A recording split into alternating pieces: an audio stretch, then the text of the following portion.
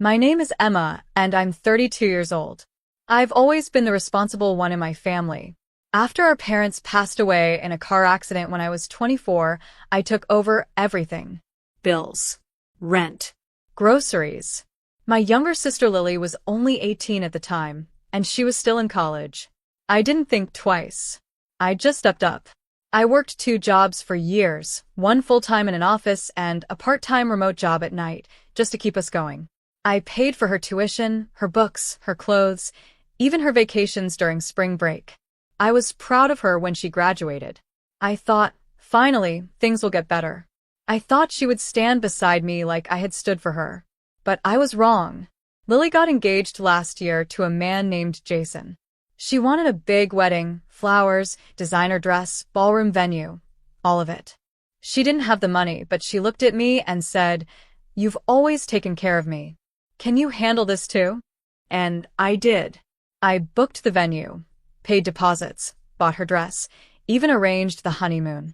Everything was under her name, but it was my credit card being swiped. Still, I didn't mind. I just wanted her to be happy. That's what family does, right? But nothing prepared me for what she did to me on her wedding day.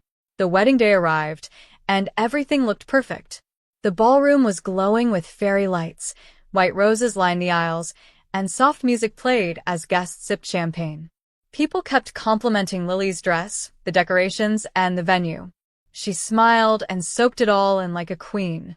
I stood quietly in the background, happy to see her dream coming true, even if my bank account was nearly empty because of it. I was wearing a simple blue dress, nothing fancy. I didn't want attention.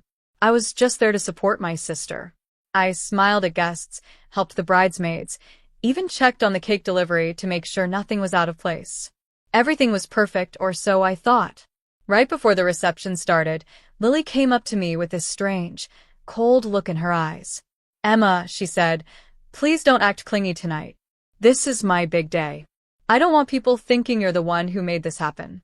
Just sit quietly and don't embarrass me." I blinked. "What are you talking about? I'm just here to support you." She rolled her eyes. "That's exactly it. You always try to support me, like some hero. Just back off." Her words stung, but I didn't want to cause a scene. I nodded and walked away, heart pounding. I tried to shake it off. Maybe she was just nervous. Then it happened. During the reception, Lily took the microphone to thank everyone for coming. She looked beautiful, smiling at the guests, then suddenly turned toward me in front of the entire crowd. "I also want to thank my sister Emma," she said, voice sweet but sharp. "She's been well around. Though, honestly, I had to invite her. She's always inserting herself into my life. But tonight isn't about her. It's about Jason and me. So, let's not make this a pity party for the single sister who still hasn't figured her life out." The room went quiet. People turned to look at me. My heart dropped. And before I could even respond, she added, "Security, can you please escort her outside? I really need peace tonight." I stood there frozen as 2 security guards approached me. One of them hesitated, clearly uncomfortable. "Ma'am?" "I'm sorry."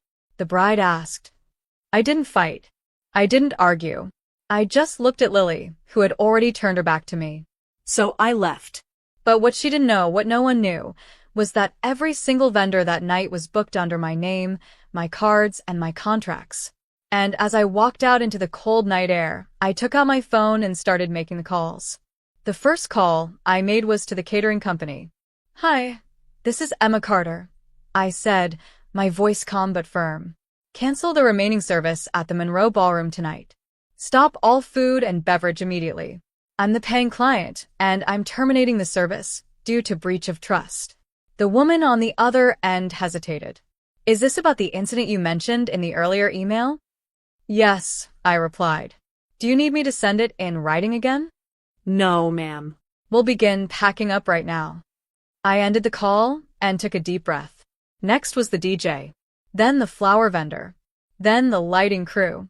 One by one, I called every vendor I had hired and politely but clearly told them to stop everything. All of them had contracts signed by me, not Lily. Me. I had insisted on that for my own protection, and now I was glad I did. Within 30 minutes, chaos began to unfold back inside the ballroom. I stood across the street and watched as the DJ stopped the music mid-song. Guests looked around in confusion. The lights started going off, one by one. The servers disappeared. Plates stopped being served. And then the cherry on top, the bar shut down completely dry. Some guests started leaving, muttering to each other about what was happening. I got a few texts from mutual friends asking if I knew what was going on. I didn't respond. I just turned off my phone and stood there quietly, watching the perfect evening unravel like a torn ribbon. Then I saw Lily.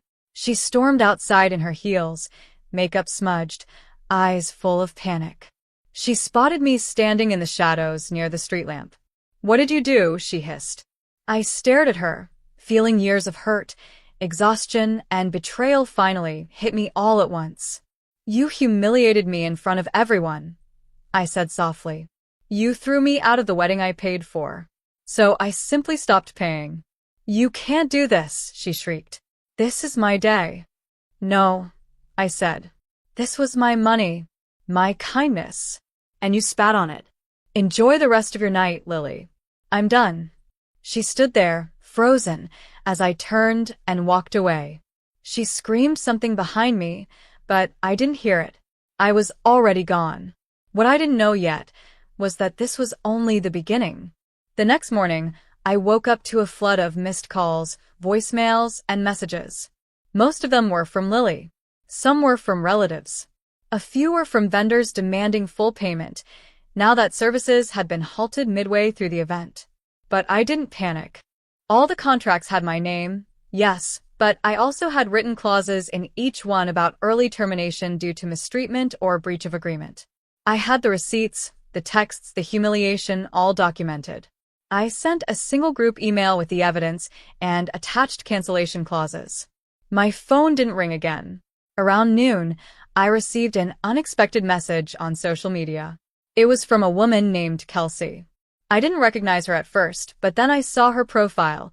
She used to date Jason, Lily's new husband. The message simply read, "Hey, I'm sorry to get involved, but you should know the truth about Jason. He only got engaged to your sister because he thought she'd be getting access to your trust fund.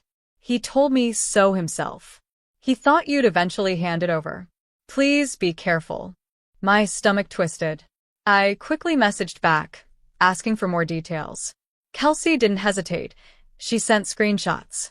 Old texts from Jason, laughing about marrying into money, and another where he literally wrote, "Emma doesn't even know what she's sitting on. Her sister's dumb enough to pass it all to me anyway." I was stunned. I immediately forwarded the messages, not to Lily, but to Jason's parents. His father was a sharp businessman, someone I had met briefly during the rehearsal dinner. He'd been polite, but distant. 2 hours later, I received a call. "Emma," the deep voice said, "thank you for forwarding those messages. Our family has launched an internal investigation. The wedding was not legally registered yet, and we've taken immediate steps to protect our name. You did the right thing." I blinked. "So, Jason and Lily aren't officially married?" "Not legally, no," he confirmed. "And after this, they won't be. We've already informed your sister. She didn't take it well." I couldn't believe it. The wedding she humiliated me over was void. The man she defended and worshipped was exposed. And I hadn't lifted a finger. Yet. By the end of the week, the fallout from the wedding disaster had spread like wildfire. Everyone was talking about it, friends, relatives, even distant family members who hadn't spoken to us in years. Lily had gone from the golden child to the woman who lost everything in one night. And now, the vendors were coming for her. Even though I had canceled the contracts properly, not all the charges had been cleared. Some services had already been rendered: floral installations, lighting rentals, partial food prep, and those partial payments were still due. Since Lily was the named host of the event and had signed off on the reception program using her own name on print materials and social media, the vendors began pursuing her directly for breach of agreement and damages to reputation. One by one, she received legal notices. My inbox was quiet, but hers was on fire. I heard from a cousin that Lily had tried to reach out to Jason again, begging him to reconsider the marriage. Apparently, he didn't even reply. His parents had already cut all ties. That same week, I received another unexpected message, this time from Jason's mother. Emma, I'm so sorry for what my son did and what your sister put you through. You deserve so much better. I'd like to personally refer you to a few of my friends. High-end event planners are in demand right now, and from what I hear, you're exceptionally talented. I stared at the message, speechless. Jason's mom wanted to help me? I thanked her sincerely and agreed to take one referral as a trial. Within days, I found myself consulting on a small upscale birthday party in the suburbs. The client was kind, respectful, and paid on time. And just like that, my first official gig as an event planner had begun. Meanwhile, Lily's life was unraveling.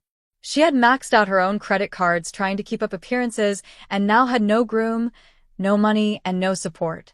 Her perfect day had become a viral cautionary tale. I should have felt bad, but I didn't. Because for once, I wasn't the one left in the shadows. About 2 weeks later, I got a legal notice from Lily. She was trying to sue me for intentional emotional distress and financial sabotage. I almost laughed. According to her claim, I had ruined her wedding for personal revenge and caused her extreme mental anguish. But I wasn't worried. I had documentation for everything: emails, vendor contracts, payment logs, text messages from Lily herself. Even photos from the wedding showing me quietly helping the staff before being thrown out. So I lawyered up. When the court date came, I sat in that courtroom with my head held high while Lily showed up looking exhausted and anxious. She didn't have a lawyer, couldn't afford one, and tried to represent herself. It was pitiful. The judge asked for evidence.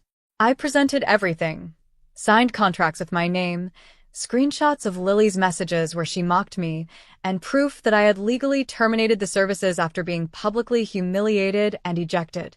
Then came the kicker. I submitted the screenshots from Jason's ex, showing that Lily's marriage had been based on manipulation and greed. The courtroom was silent. Lily stood there, red-faced and shaking. The judge ruled in my favor without even needing a second hearing. Miss Carter, he said, you were generous, thoughtful, and responsible. You went above and beyond for your sister.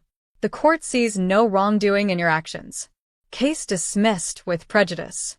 Ms. Lily Carter, you are now responsible for all legal fees.